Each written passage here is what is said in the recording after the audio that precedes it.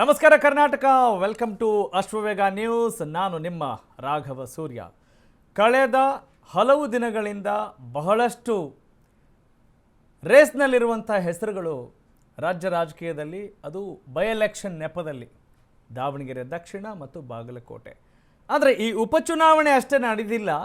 ಈ ಉಪಚುನಾವಣೆಯ ನೆಪದಲ್ಲಿ ಅನೇಕ ಬೆಳವಣಿಗೆಗಳು ಸದ್ದು ಮಾಡ್ತಾ ಇದ್ದಾವೆ. ದಾವಣಗೆರೆ ದಕ್ಷಿಣ ಅದಂತೂ ಕೇಳೋ ಹಾಗೆ ಇಲ್ಲ. ಏನು ನಡೀತಾ ಇದೆ, ಮೇಲ್ನೋಟಕ್ಕೆ ನಡೀತಾ ಇದೆ, ತೆರೆಮರೆಯಲ್ಲಿ ನಡೀತಾ ಇದೆ ಅನ್ನುವ ವಿಚಾರಗಳಿಗೆ ಬಹಳ ಇಂಬು ಕೊಡುವಂತೆ ಸುದ್ದಿಗೆ ದಾವಣಗೆರೆ ದಕ್ಷಿಣ ಪಾತ್ರ ಆಗ್ತಾ ಇದೆ. ದಾವಣಗೆರೆ ದಕ್ಷಿಣ ಜಮೀರ್ ಅಹಮದ್ ಖಾನ್ ಮತ್ತು ಆಪ್ತರ ರಾಜೀನಾಮೆ, ಈ ಎಲ್ಲ ಬೆಳವಣಿಗೆಗಳನ್ನು ಆಧರಿಸಿ ಇವತ್ತು ನಿಮಗೆ ಒಂದು ವಿಶೇಷ ಬುಲೆಟಿನ್ ನಾವು ಕೊಡ್ತಾ ಇದ್ದೀವಿ. ಅದು ಕಾಂಗ್ರೆಸ್ಗೆ ಕೈ ನೋವು.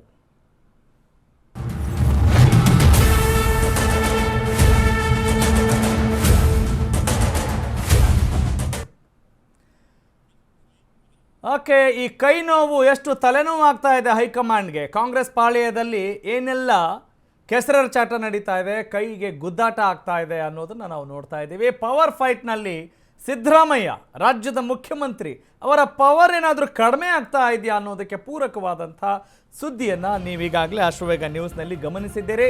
ಪವರ್ ಫೈಟ್ ವೇಳೆ ಪವರ್ನ ಕಳೆದುಕೊಂಡ್ಬಿಟ್ರಾ, ಶಕ್ತಿ ಕುಂದಿತ, ಅಧಿಕಾರ ಹಂಚಿಕೆ ಜಟಾಪಟಿ ಮಧ್ಯೆ ಸಿದ್ದರಾಮಯ್ಯನವರಿಗೆ ಹಿನ್ನಡೆ ಉಂಟಾಯ್ತಾ?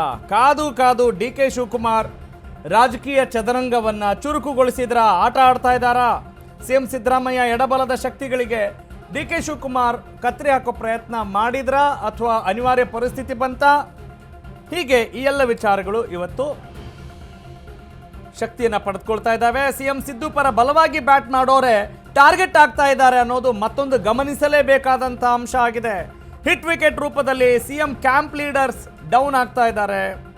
ಮೊದಲು ಸಚಿವ ನಾಗೇಂದ್ರ ಆಯಿತು, ನಂತರ KN ರಾಜಣ್ಣ ಅವರಿಗೆ ಶಾಕ್ ಕೊಟ್ಟಿದ್ದಾಯಿತು. ಸಿಎಂ ರಾಜಕೀಯ ಕಾರ್ಯದರ್ಶಿ ಗೋವಿಂದರಾಜ್ ಅವ್ರಿಗೂ ಕೂಡ ಕೊಡಲಾಯಿತು. ಅದೇ ಸಾಲಿನಲ್ಲಿ ಈಗ ಸಿಎಂ ರಾಜಕೀಯ ಕಾರ್ಯದರ್ಶಿ ನಜೀರ್ ಅಹಮದ್ ಅವರು ಕೂಡ ವಜಾ ಆಗಿದ್ದಾರೆ. ಹೀಗಾಗಿ ಒಂದಲ್ಲ ಒಂದು ವಿವಾದ, ಸಿದ್ದು ಬಣದ ಒಂದೊಂದೇ ವಿಕೆಟ್ ಪತನ ಆಗ್ತಾ ಇದೆ, ಒಂದೊಂದೇ ವಿಕೆಟ್ ಡೌನ್ ಆಗ್ತಾ ಇದೆ. ಮುಂದೆ ಸಿಎಂ ಸಿದ್ದು ಆಪ್ತ ಜಮೀರ್ಗೇನಾದರೂ ಕಿಕ್ಔಟ್ ಭಾಗ್ಯ ಕಾದಿದೆಯಾ? ಅಷ್ಟು ಸುಲಭ ಇಲ್ಲ ಅನ್ನೋದು ಸದ್ಯದ ವಾತಾವರಣ ಸಾರಿ ಸಾರಿ ಹೇಳುತ್ತೆ. ಆದರೆ anything can happen in politics.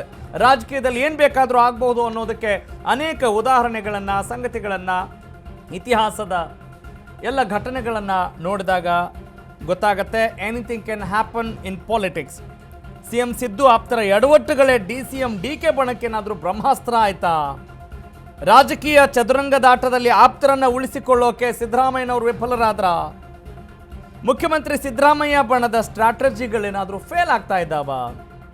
ಅಧಿಕಾರಕ್ಕಾಗಿ ಸೈಲೆಂಟ್ ಆಗಿ DK Shivakumar high level chess ಗೇಮ್ನಲ್ಲಿ ಮುಂದಾದ್ರ? ನಿಜ, ಈ ಎಲ್ಲ ಪಾಯಿಂಟ್ಸ್ ತುಂಬ ಗಮನಿಸಲೇಬೇಕಾದಂಥದ್ದು. ಯಾಕಂತ ಹೇಳಿದ್ರೆ ಈ ಪವರ್ ಫೈಟ್ನಲ್ಲಿ ಪವರ್ ಗೇಮ್, ರಾಜಕೀಯ ಆಗಿರಬಹುದು ಅಥವಾ ಇನ್ಯಾವುದೇ ಕೇಯ ಆಗಿರ್ಬೋದು, ಅಂದರೆ ಪ್ರಜಾಕೀಯ ಆಗಿರ್ಬೋದು, ರಾಜಕೀಯ ಆಗಿರ್ಬೋದು, ಜೀವನ ಆಗಿರ್ಬೋದು, ಎಲ್ಲದರಲ್ಲೂ ಕೂಡ ಒಂದು ಆಟ ಅಂತ ಇದ್ದೇ ಇರುತ್ತೆ. ಎವ್ರಿಥಿಂಗ್ ಈಸ್ ಗೇಮ್ ಅನ್ನೋದನ್ನು ಗಮನಿಸಿದಾಗ ಈ ರಾಜಕೀಯದ ಆಟದಲ್ಲಿ ಯಾರು ಮೇಲಾಗ್ತಾರೆ, ಯಾರು ಬಿದ್ದು ಹೋಗ್ತಾರೆ, ಹೀಗೆ ಅನೇಕ ವಿಚಾರಗಳು ಚರ್ಚೆಗೆ ಬಂದೇ ಬರುತ್ತವೆ. ಆದರೆ ಒಂದೇ ಪಕ್ಷ ಅಂತೀವಿ, ಒಗ್ಗಟ್ಟಿನಲ್ಲಿದ್ದೀವಿ, ಯಾವ ಬಣ ಗಿಣ ಏನಿಲ್ಲ ಅಂತ ಹೇಳಿದರೂ ಕೂಡ ಜನನೂ ನಂಬಲ್ಲ, ಯಾರೂ ನಂಬಲ್ಲ ಅನ್ನೋದು ನಮ್ಮ ಜನಪ್ರತಿನಿಧಿಗಳಿಗೂ ಕೂಡ ಗೊತ್ತಿರುವಂಥ ಸಮಾಚಾರ. ಆದರೆ ಚುನಾವಣೆ ಹತ್ತಿರ ಬರ್ತಾ ಇದೆ ಅಂದಾಗ, ಅಥವಾ ಇಲ್ಲಿ ಸಂಪುಟ ಪುನರ್ರಚನೆ ಆಗಬೇಕು ಅಂದಾಗ, ನಮ್ಮ ಆಕಾಂಕ್ಷೆಗಳು ಈಡೇರಬೇಕು ಅಂತಹ ಸಮಯ ಬಂದಿದೆ ಅಂತ ಎಣಿಸುವಾಗ ಈ ಎಲ್ಲ ಚರ್ಚೆಗೆ ಒಂದಿಷ್ಟು ರೆಕ್ಕೆ ಪುಕ್ಕ ಬರೋದರಲ್ಲಿ ಅನುಮಾನ ಇಲ್ಲ. ಎಸ್, ದಾವಣಗೆರೆ ದಕ್ಷಿಣ ಉಪಚುನಾವಣೆ ಮತ್ತು ಬಾಗಲಕೋಟೆ ಉಪಚುನಾವಣೆ ಈಗ ಮುಗ್ದಿದೆ, ಪೋಲಿಂಗ್ ಎಲ್ಲ ಆಗಿದೆ. ಮೇ 4 ರಿಸಲ್ಟಿಗೆ ಎಲ್ಲರೂ ಕಾಯ್ತಾ ಇದ್ದಾರೆ. ಅದರ ನಡುವೆ ಏನೆಲ್ಲ ಬೆಳವಣಿಗೆಗಳಾಗ್ತಾ ಇದ್ದಾವೆ ನೋಡ್ತಾ ಇದ್ದೀವಿ. ಯಾಕಂತ ಹೇಳಿದ್ರೆ ಪೋಲಿಂಗ್ ಮುಗಿದ ನೆಕ್ಸ್ಟ್ ಡೇ ಇಲ್ಲಿ ರಿಜ್ವಾನ್ ಅರ್ಷದ್ ಶಿವಾಜಿನಗರ ಕ್ಷೇತ್ರದ ಶಾಸಕರು ಮತ್ತು KPCC ಕಾರ್ಯಾಧ್ಯಕ್ಷ ಸಲೀಂ ಅಹಮದ್ ಅವರ ಒಂದು ಸುದ್ದಿಗೋಷ್ಠಿ ಈ ಎಲ್ಲ ಬೆಳವಣಿಗೆಗಳಿಗೆ ದೊಡ್ಡ ಮಟ್ಟದ ಮೂಲ ಅಸ್ತ್ರವಾಯಿತು, ಬ್ರಹ್ಮಾಸ್ತ್ರವಾಯಿತು ಅಂತ ಹೇಳಿದರೆ ಖಂಡಿತ ತಪ್ಪಾಗಲಾರದು. ಯಾಕೆ ನೋಡ್ರಿ, ದಾವಣಗೆರೆ ದಕ್ಷಿಣ ವಿಧಾನಸಭಾ ಕ್ಷೇತ್ರಕ್ಕೆ ನಡೆದಂಥ ಉಪಚುನಾವಣೆಯಲ್ಲಿ ಮುಸ್ಲಿಂ ಸಮುದಾಯದ ಪ್ರಬಲರಿಗೆ ಅಥವಾ ನಾಯಕರಿಗೆ ಒಂದು ಟಿಕೆಟ್ ಕೊಡಬೇಕು ಅನ್ನುವ ಮಾತಿತ್ತು ಅನ್ನುವ ಮಾತೆ ಬಹಳಷ್ಟು ಚುನಾವಣೆಯ ಸುತ್ತಮುತ್ತ ದೊಡ್ಡದಾಗಿ ಪ್ರಚಾರ ಆಯಿತು, ಸದ್ದಾಯಿತು, ಸುದ್ದಿ ಆಯಿತು, ಎಲ್ಲವೂ ಆಯಿತು. ಅದೇ ಆಧಾರದ ಮೇಲೇ ಅಲ್ಲಿಯ ಓಟ್ ಲೆಕ್ಕಾಚಾರ ಕೂಡ ನಡೀತಾ ಇದೆ. ಹೀಗಾಗಿ ಯಾರು ಗೆಲ್ತಾರೆ ಸೋಲ್ತಾರೆ ಅನ್ನೋದು ಸೆಕೆಂಡ್ರಿ, ಯಾರೇ ಗೆದ್ದರೂ ಕೂಡ ಕಡಿಮೆ ಅಂತರದಲ್ಲಿ ಗೆಲ್ತಾರೆ ಅನ್ನೋ ಮಾತಿಗೆ ಪುಷ್ಟಿ ಸಿಗುವಂಥ ವಾತಾವರಣ ನಿರ್ಮಾಣವಾಯಿತು. SDPIಗೆ ಇವರು ಸಪೋರ್ಟ್ ಮಾಡಿದ್ದಾರೆ, ಪಕ್ಷ ವಿರೋಧಿ ಚಟುವಟಿಕೆಗಳನ್ನು ನಡೆಸಿದ್ದಾರೆ ಅನ್ನುವ ಒಂದು ಇಂಡೈರೆಕ್ಟ್ ಮೆಸೇಜ್, ಅದು ಡೈರೆಕ್ಟ್ ಮೆಸೇಜ್ ಕೂಡ ಆಯಿತು ತದನಂತರದಲ್ಲಿ. ಹೀಗಾಗಿ ಜಮೀರ್ ಅಹ್ಮದ್ ಖಾನ್ ಅವರ ಹೆಸರು ದೊಡ್ಡ ಮಟ್ಟದಲ್ಲಿ ಸಂಚಲನಕ್ಕೆ ಸೃಷ್ಟಿಯಾಯಿತು. ಆದರೆ ಬರೀ ಜಮೀರ್ ಅಹ್ಮದ್ ಖಾನ್ ಅಷ್ಟೇ ಅಲ್ಲ, ಅದು ಸಿದ್ದರಾಮಯ್ಯನವರ ಅತ್ಯಾಪ್ತರು ಅಂತ ಗುರುತಿಸ್ಕೊಂಡಿರೋದ್ರಿಂದ ಇಲ್ಲಿ ಸಿದ್ದರಾಮಯ್ಯನವರ ಕುರ್ಚಿಗೆ ಮತ್ತು DK ಶಿವಕುಮಾರ್ ಅವರ ಮುಂದಿನ ಕನಸಿನ ಕುರ್ಚಿಗೆ ನಡೀತಾ ಇರುವಂಥ ಕದನ ಅಂತ ಕೂಡ ಬಿಂಬಿಸಲಾಗ್ತಾ ಇದೆ. ಈಗಾಗಲೇ ಸಿದ್ದರಾಮಯ್ಯ ಬಣದ ಸಚಿವರ ಪವರ್ ಕಟ್ ಆಗಿದೆ. ಅಂದರೆ ನೋಡ್ತಾ ಇದ್ದೀರಿ ಈಗ ನೀವು, ಬಿ ನಾಗೇಂದ್ರ ಮತ್ತು KN ರಾಜಣ್ಣ, ಆ ಇಬ್ಬರು ಸಚಿವರುಗಳ ತಲೆದಂಡ ಆಗಿರೋದನ್ನು ನಾವು ನೋಡಿದ್ವಿ. ಇನ್ನು ರಾಜಕೀಯ ಕಾರ್ಯದರ್ಶಿ ಗೋವಿಂದರಾಜು ಅವರು ಕೂಡ, CM ರಾಜಕೀಯ ಕಾರ್ಯದರ್ಶಿ ಗೋವಿಂದರಾಜು ಅವರು ಕೂಡ ರಿಸೈನ್ ಮಾಡಬೇಕಾಯಿತು. ನಜೀರ್ ಅಹ್ಮದ್ ಇವತ್ತು ಅವರು ಕೂಡ ವಜಾ ಆದರು.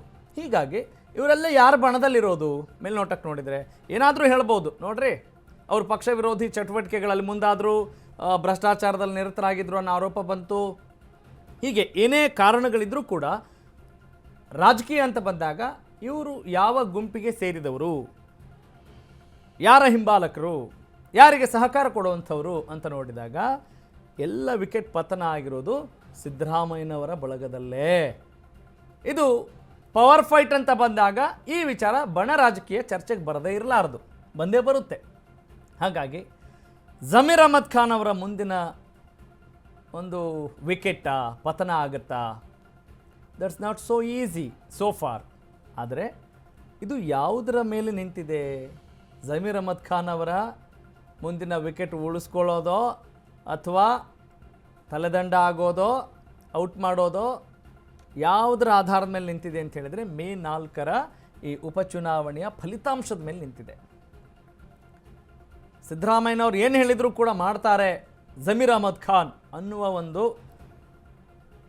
ಪ್ರೊಫೈಲ್ ಬಿಲ್ಡ್ ಆಗಿರುವಾಗ, ಪೋರ್ಟ್ರೇ ಆಗಿರುವಾಗ, ನೋಡ್ರಿ ಸಿದ್ದರಾಮಯ್ಯನವರು ಕರೆದ್ರು, ಬಂದ್ವಿ, ನಾವು ಅವರ ನಿರ್ದೇಶನದಂತೆ ಕೆಲಸ ಮಾಡಿದ್ವಿ. ಇನ್ನು ಸುರ್ಜೇವಾಲ್ ಮತ್ತು ವೇಣುಗೋಪಾಲ್ ಅವರ ಅಣತಿಯಂತೆ ನಾನು ಸ್ಟಾರ್ ಕ್ಯಾಂಪೇನರ್ ಆಗಿ ಕೇರಳಕ್ಕೆ ಹೋಗಿದ್ದೆ, ಅಲ್ಲಿ ಹೋಗಬೇಕಾಗಿತ್ತು. ಹೀಗಾಗಿ ನನ್ನ ಪಕ್ಷದ ವಿರೋಧಿ ಚಟುವಟಿಕೆ ಎಲ್ಲಿಂದ ಬಂತು? ಎಲ್ಲರೂ ಒಗ್ಗಟ್ಟಾಗಿದ್ದೀವಿ, ಸುದ್ದಿಗೋಷ್ಠಿಯಲ್ಲಿ ಏನಾದರೂ ನಮ್ಮದೇನಾದರೂ ಹೆಸರು ಹೇಳಿದ್ರಾ? ಇಲ್ವಲ್ಲ ಅನ್ನುವ ಹಾರಿಕೆಯ ಉತ್ತರಗಳನ್ನು ಜಮೀರ್ ಅಹ್ಮದ್ ಖಾನ್ ಕೊಡ್ತಾ ಇದ್ದಾರೆ.